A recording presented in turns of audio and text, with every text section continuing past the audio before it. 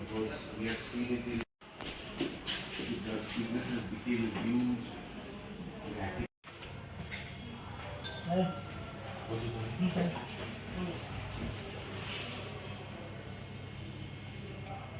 District youth Congress committee আজকে আমাদের জেলা শাসক আছে এখানে 5 দফা দাবির ভিত্তিতে আমরা এনার কাছে ডেপুটেশন দিয়েছি। মূলত ডেপুটেশনের আমাদের যে পয়েন্টগুলো হলো সুষ্ঠু নিয়োগ নীতির মাধ্যমে রাজ্য সরকারের বিভিন্ন দপ্তরগুলি শূন্যপদগুলি অবিলম্বে পূরণ করতে হবে। আউটসোর্সিং কিংবা ফিক্স নয়, রেগুলার স্কেলে চাকরি প্রদান করাই আমাদের মূল লক্ষ্য, সরকারের মূল লক্ষ্য হতে হবে। এটা আমরা ওনাকে বলেছি, উনি আশ্বস্ত করেছেন যে কি দেখছে উনি উপর লেভেলের সরকারি আধিকারিক হোক আর যেই হোক ওনার সঙ্গে কথা বলে উনি বলছি যে কী করা যায়, আপনাদের যে দাবিগুলি আমরা সঠিক ইয়েতে করতে পারি কিনা। কলকারখানার শিল্প স্থাপন এবং কর্মসংস্থানের ব্যবস্থা করতে হবে এবং শুধু স্লোগান নয়, নেশা কারবারিদের বিরুদ্ধে যুদ্ধ ঘোষণা ডাক দিয়েছে রাজ্য সরকার, রাজ্য সরকার।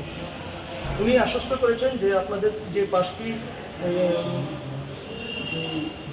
আপনার দাবি আছে সেগুলি আমরা একদম পুঙ্খানুপুঙ্খানু তরিকার মাধ্যমে আমরা দেখছি।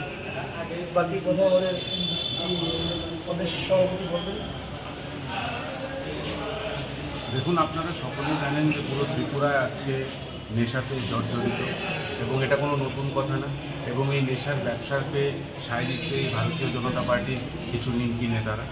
এবং এটা আমি বলছি না, এটা মিডিয়ার মাধ্যমেই অনেকবার ধরা পড়েছে এবং আমরা দেখেছি যে নেতাদেরকে সকালবেলা ধরে বিকালবেলা ওদের বের হয়ে যায় এবং ওপেনলি আজকে কিছু কিছু জায়গায় নেশার সামগ্রী বিক্রি হচ্ছে।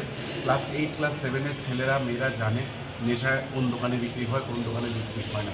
তো আজকে ত্রিপুরার জন্য একটি কালো দিন এবং আমি বারবার একটাই কথা বলতে চাই এবং আমরা ডিএম ম্যাডামের কাছেও এটাই বলতে চেয়েছি যে ত্রিপুরার যে ভবিষ্যৎ, ত্রিপুরার যে মেরুদণ্ড, ত্রিপুরার যে যুবক, তাদেরকে যাতে ওনারা বাঁচায়, কারণ তারাই যদি না বাঁচে এই রাজ্যের মেরুদণ্ডই ভেঙে যাবে।